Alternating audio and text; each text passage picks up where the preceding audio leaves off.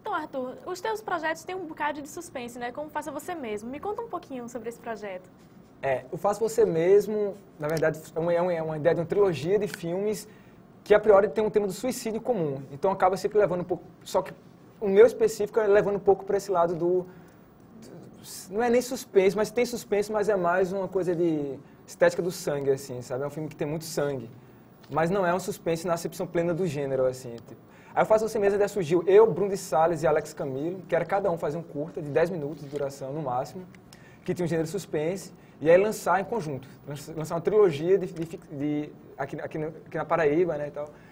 Que o grande diferencial seria que a gente poderia rodar em 35mm, que daria um acabamento mais legal e que a gente não trabalha muito com isso, poderia ser uma experiência interessante.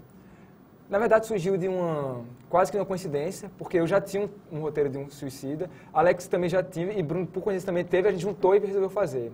Mas, por enquanto, o projeto anda muito incerto ainda, porque Alex teve que viajar, a gente está meio assim, mas eles vão funcionar independentes, assim, sabe? Aí o filme que eu tô para rodar, assim, já estou esquematizando para ver se roda esse ano ainda, que é o que está mais quente, chama-se Nunca Mais Vou Ficar Também Tão Só, e é sobre um jovem entediado, assim, sessão da tarde, que decide cometer um ato insano de suicídio por motivos amorosos, românticos. Então é um filme de drama, no fundo, só que tem um acabamento todo de sangue, de coisa mais trash, sabe? Uma coisa tosca, assim, tudo.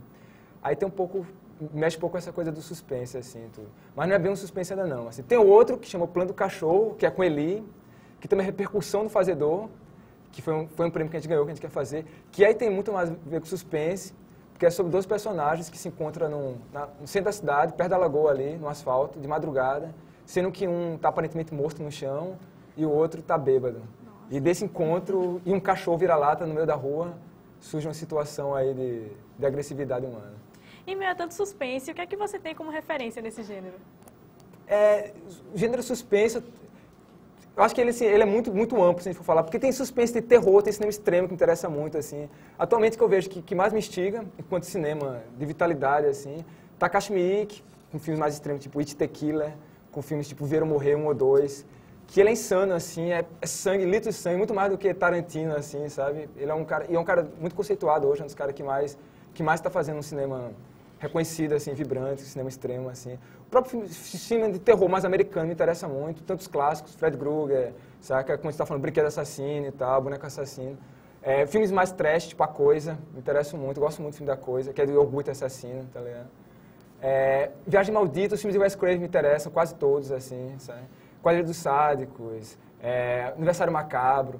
Então, assim, e é uma vivência, né? Zé do Caixão aqui no Brasil é uma referência cinematográfica, eu acredito que, não só para mim, mas para quase todos os jovens cineastas brasileiros.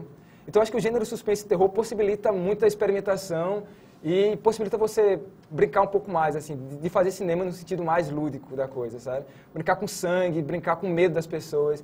Porque, no fundo, essa coisa do medo, de suspense, enfim, está quase comprovado que é essa coisa da morbidez humana, assim, acho que permeia quase toda a história da humanidade, assim, né? E no cinema não é diferente. Desde que o cinema surgiu, já tem relatos de pessoas que vão na sala só para ver atropelamentos, assim.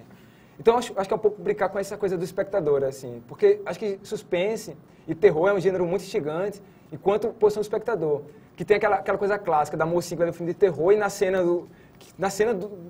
clímax, assim, quando o monstro vai comer a pessoa e tal, ela vai e fecha os olhos, assim, ela prefere não ver, assim. Então tem muito isso, assim, essa brincadeira de lidar de mexer com o espectador, assim, né? O cinema suspense eu acho interessante mais por essa coisa, assim, de ter uma relação muito direta com o espectador, assim, sabe? De ter uma motivação ali mais forte do que apenas ver no filme. É você causar uma sensação real, assim, fazer a pessoa sentir medo. Eu acho que isso é um objetivo que qualquer cineasta ou qualquer pessoa de ficção gostaria de atingir, assim, sabe? Mexer nos nervos de uma pessoa, assim, acho que mexe um pouco com o ego dele. Enquanto o gênero como falei, acho que está muito difundido na nossa cultura, como espectador mesmo, assim, muitos cinemas de terror são feitos. Trabalhei em videolocador e eu sei a absurda quantidade de filmes de terror que adolescentes e adultos alugam, assim, tudo. Uma coisa, acho que não sei, talvez faz parte da própria índole humana, assim, tal, curtir essas coisas. No começo da entrevista, você falou que é muito difícil fazer ficção, por causa da falta de recursos, que muitas vezes acontece aqui no Brasil. Mas eu também li uma matéria tua que falava que o projeto Faça Você Mesmo não ia ter nenhum apoio governamental financeiro. Então, como é que você faz para fazer bons filmes com poucos recursos?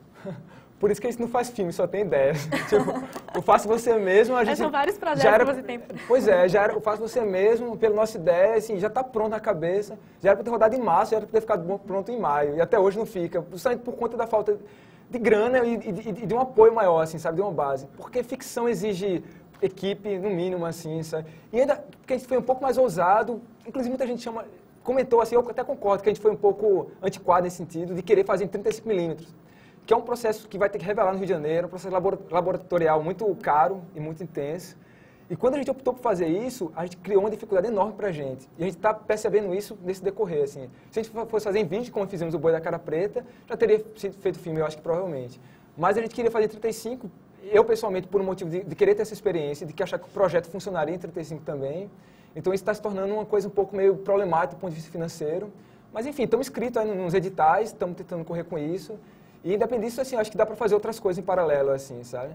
Mas ainda assim, eu acho que fazer cinema, sem dúvida, assim, é uma das artes um pouco mais cara, bem mais cara. Com essa coisa do vídeo está se democratizando, mas eu acho que a gente também não pode se acomodar e falar, beleza, é de graça, então vai todo mundo fazer de graça, porque daí ninguém vai cobrar mais para dirigir fotografia, ninguém mais vai cobrar para fazer som. E aí, ao invés de profissionalizar a parada, que eu acho que é o que a gente, enquanto cenário audiovisual da João Pessoa e da Paraíba, quer muito, vai acabar todo mundo achando que cinema é uma banda de doido, querendo brincar, de fazer filmes e qualquer ideia, ninguém vai dar dinheiro, sabe? Então, acho que a ideia que a gente tem é tentar fazer um cenário sólido aqui na Paraíba, assim, tudo. Não que isso impeça a gente fazer projetos mais sem grana, ou mais, sabe, mais na estiga, mais na guerrilha, assim. O Faça Você Mesmo, para mim, tem esse caráter de guerrilha, mas por enquanto a gente não teve forças ainda para realizar. Espero que tenhamos, assim, sabe? Vamos ver. Quando você fez o Boi da Cara Preta, ainda era estudante de jornalismo. Como foi isso? De captar recursos e câmeras, essas coisas? O Boi da Cara Preta, a gente trabalhou com a câmera da universidade. Inclusive, tem apoio lá, né, e tal. A universidade foi apoiadora, aqui do DECOM, porque a gente filmou com a câmera da universidade, que é uma PD aqui da UFPB. E do ponto de vista de infra, não teve muito, porque como a gente conversou assim, a gente não pagou os atores, a gente não pagou, eu e Eli, que fomos que fizemos, a gente não se pagou, vamos dizer assim. Então, assim, a gente não teve gasto porque na verdade, ele foi concebido como uma brincadeira real, quase como você participa de uma oficina, acontece muito naturalmente no audiovisual, e no final da oficina você faz um vídeo como uma experiência prática, você faz um filme baratinho e tal. E o Boi da Cara Preta funcionou meio que assim pra gente, uma prática de uma experiência maior, então foi quase como uma oficina. E você estava em meio às filmagens do Fazedor, não era isso? Inclusive, como eu disse, alguns planos do Boi é do Fazedor, assim. Então, por conta disso também, a gente não teve muito... A gente já estava lá, então, assim, em vez de... Teoricamente, assim, a gente estava filmando o Fazedor, então parou um dia que falou, não, hoje é nossa folga, todo mundo morto, cansado, sabe, 5 dias na pedreira lá, acompanhando Ivanildo e a galera lá e tal, aquela coisa, sol do caralho lá. Aí, de repente, a gente, vamos relaxar, vamos ficar em casa dormindo, vamos. Aí, de repente, acordou, em vez de descansar, vamos fazer o filme, tem a câmera aqui, tem o microfone, tem a gente, a galera quer fazer de graça, bora. Então, fizemos, como brincadeira. Aí, depois que a gente lançou o Fazedor, que enfim, terminou esse processo do documentário, que era o nosso produto enquanto incentivo governamental, porque foi feito com recursos do FIC. Aí a gente pôde se dedicar à edição do Boi. Foi uma coisa super simples, a edição do Boi foi uma coisa super caseira, eu fiz em casa, no meu computador. Chamei um brother meu, o Thiago Falcão, para poder fazer a trilha sonora, sabe? Foi meio que a gente depois fez no nosso tempo e tal. Então foi tranquilo, foi uma brincadeira, assim, teoricamente, assim, sabe? Mas uma brincadeira de quem queria fazer uma parada séria, assim, sabe? Mas foi meio isso. Então acabou se tornando barato por conta disso, mas a gente teve esse apoio não só da universidade, que foi fundamental por conta desse lance da infra, mas apoio desse projeto do FIC, que a gente conseguiu escrever no projeto, no Fazedor, e concorrendo em editais públicos, que é uma das, não sei se aqui no João Pessoa e no audiovisual, pela minha pouca experiência, uma das únicas formas que a gente tem de conseguir apoio, de incentivo, assim, sabe? É participar desses editais. Que é chato que a gente fica mercê de bancos curadores e tal, enfim, você tem um certo limite de ousadia aí, mas é uma prática viável. Arthur, muito obrigada pela participação no programa. Obrigado a você. A oficina de comunicação de hoje exibiu o curta Boi da Cara Preta. Logo após, conversamos com Arthur Lins, realizador do vídeo e também aluno de jornalismo da UFPB. E lembrando que quem quiser participar da oficina de comunicação pode entrar em contato com a nossa produção através de e-mail tvufpb.oficina@gmail.com. Obrigada e até a próxima semana.